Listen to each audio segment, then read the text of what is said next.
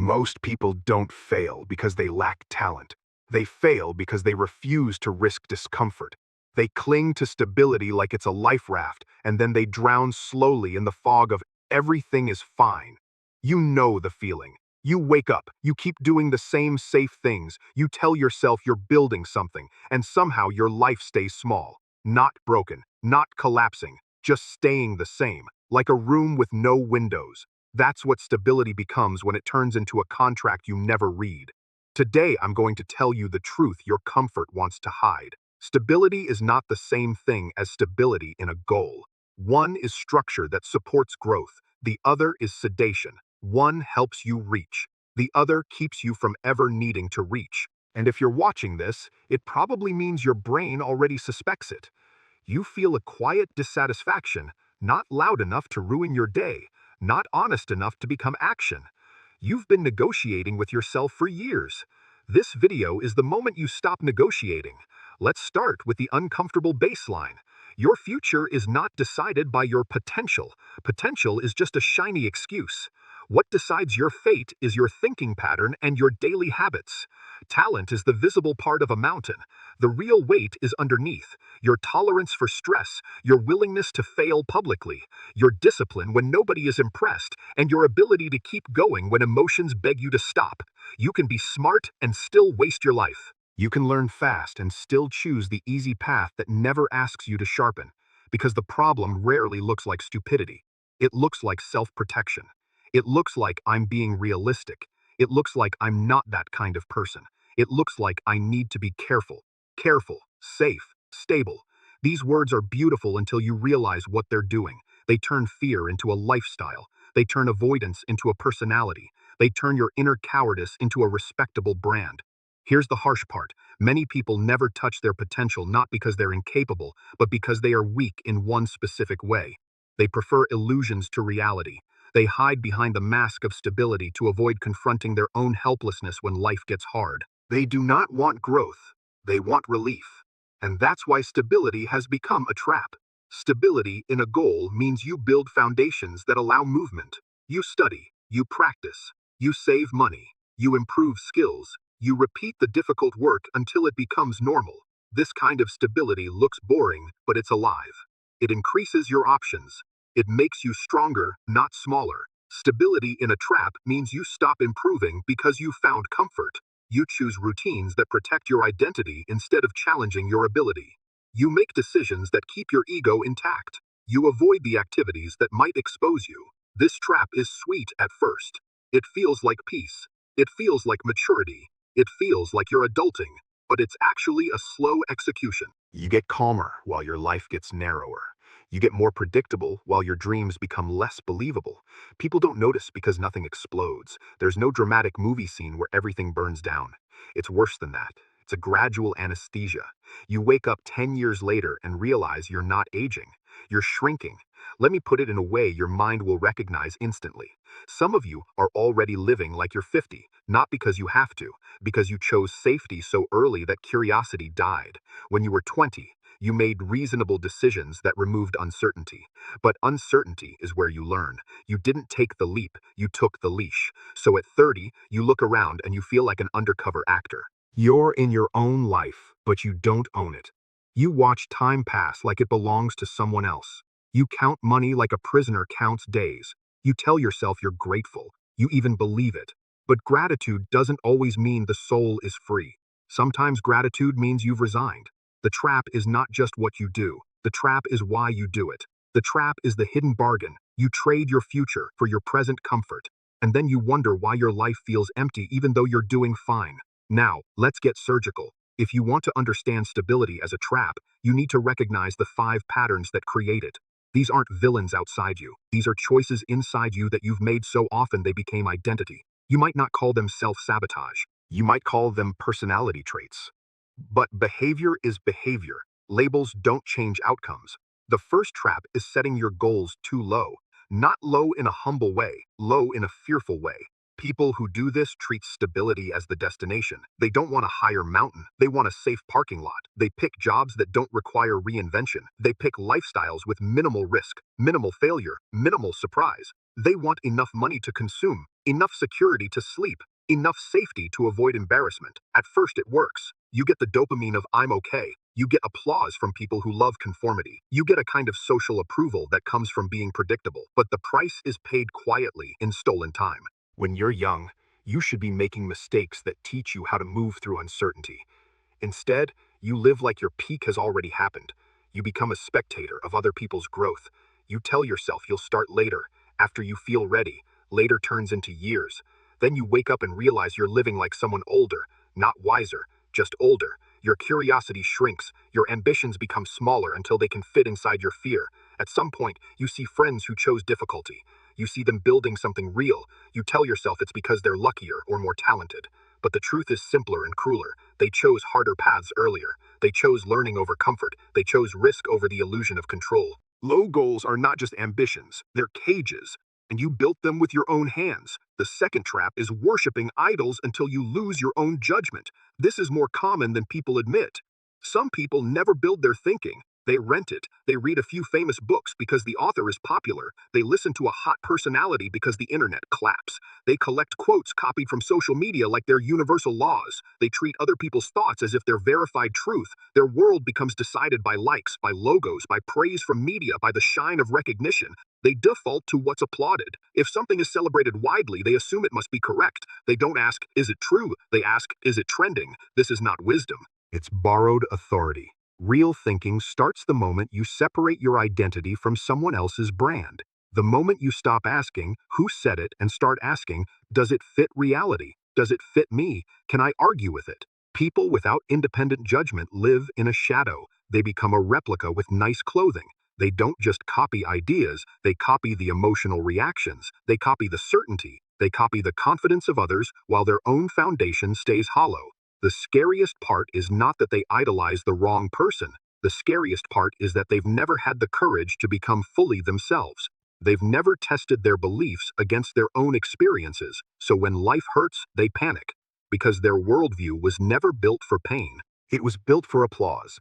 The third trap is being blinded by appearances. Degrees, titles, expensive clothes, the sound of polished speech.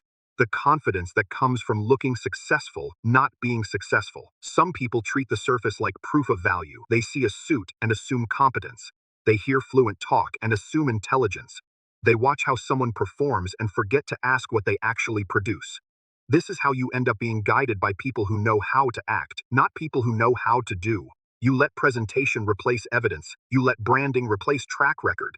If you've ever felt stuck in an environment where everyone is impressive on the outside but empty on the inside, you know the pattern. It's a room full of words and no results. It's a parade of claims with no delivery, and weak-minded stability is when you stay in that room because leaving would mean admitting you were fooled. Once your habits start relying on appearances, your life stops being yours. It becomes a puppet show controlled by whoever knows the script best, and you will not notice until the moment things collapse. Then you realize your choices were based on signals, not substance, and by then, your habits have already become your personality. That's the tragedy. The delusion hardens into your default settings. You can't scrape it off easily because it became how you survive socially. The fourth trap is talking about change but never doing it. This one wears a comforting hoodie. It doesn't look dramatic, it looks harmless. It looks like ambition in the mind. You plan, you fantasize, you build elaborate versions of your future self, you make schedules, you imagine breakthroughs, you create motivational feelings that last one night. Then morning comes and reality asks for action. Your body negotiates, your fear bargains, your brain finds reasons. You tell yourself you'll start when the timing is perfect, when you have more energy, when you have more clarity, when you have less responsibility, when you feel more confident. Here's the real mechanism. The brain loves rehearsing. Thoughts feel productive. Planning gives you dopamine without the risk of failure. You get to feel like a doer while remaining safe. It's mental masturbation dressed as strategy. Thinking without acting is not building. It's spending energy on nothing. It's elegant, it's quiet, and it's addictive. You can do it for years. You can become extremely good at it. Then you wake up and realize you're not just behind, you're stuck in a loop where your confidence depends on fantasies, not results. And when failure happens, you blame timing, society, luck.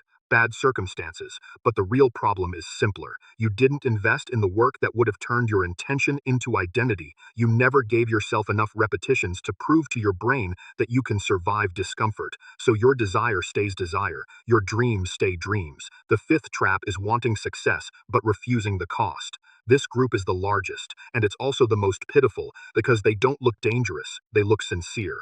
They want the outcome: money, recognition, freedom, respect. But they want it without the uncomfortable process that creates it. They want time, but they refuse to wake up early enough to earn time through skill. They want wealth, but they fear losing money while learning. They want public validation, but they avoid the work that would justify it. They crave growth, but they hate practice. They want results, but they don't want to endure the middle. They want to pick the fruit while refusing to dig the ground. They want everything to be easy, fast, clean, and painless. The world is not designed for that. Life doesn't reward reluctance. It rewards consistency under discomfort. And if you refuse to pay, you don't get to complain about what you bought. Here's a brutal truth. Many people don't fail because they're unlucky. They fail because they were never serious long enough to convert effort into advantage. Seriousness isn't a mood. Seriousness is a commitment you keep even when emotions disappear. That's why the missing ingredient across all five traps is the same: clarity of direction plus the habit of paying the price. So what do you do now? You've seen the traps, but seeing the problem doesn't rescue you. Clarity doesn't move your body. So now we need the exit. The exit is not a slogan, it's a strategy. And the strategy is what I call commitment without betrayal. Commitment without betrayal means you choose a path and you don't abandon it just because it becomes inconvenient. You don't switch directions every time your emotions get offended. You don't surrender to the voice that says, "This is too hard for you." You become the kind of person who keeps their word to themselves. And that brings us to the practical part. How do you build real stability that supports your goal instead of sedating your life?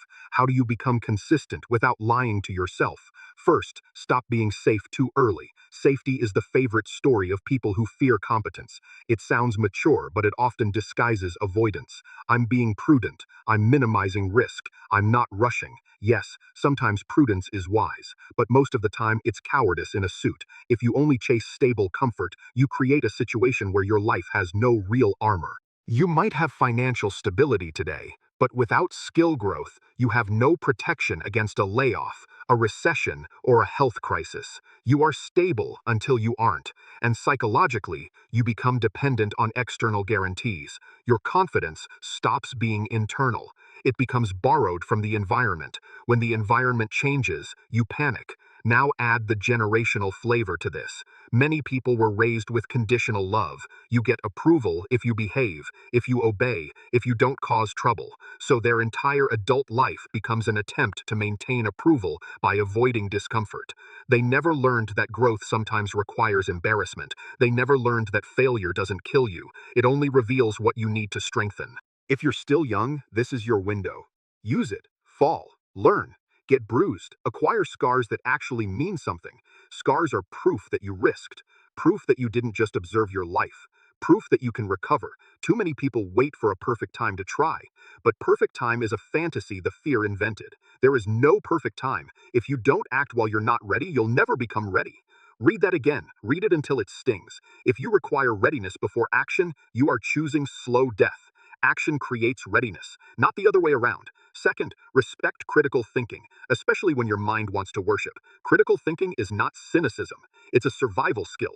You must learn to challenge the ideas you use to justify your identity. You must ask whether your beliefs match your reality, because if you don't train that, you'll become loyal to whatever story makes you feel safe. And then your stability becomes a lie you defend. Here's how it plays out in daily life. Someone posts a motivational quote online and you feel a warm rush. You save it, you repeat it, you use it to justify your habits. But when you examine the idea, you realize it has nothing to do with your circumstances. It's generic, it's emotion without evidence, yet you cling to it because it protects you from honest effort. Critical thinking is how you stop being manipulated by your own desire for comfort. When you hear a belief that everyone agrees with, you should pause and ask, is this actually correct? Is this compatible with how I live?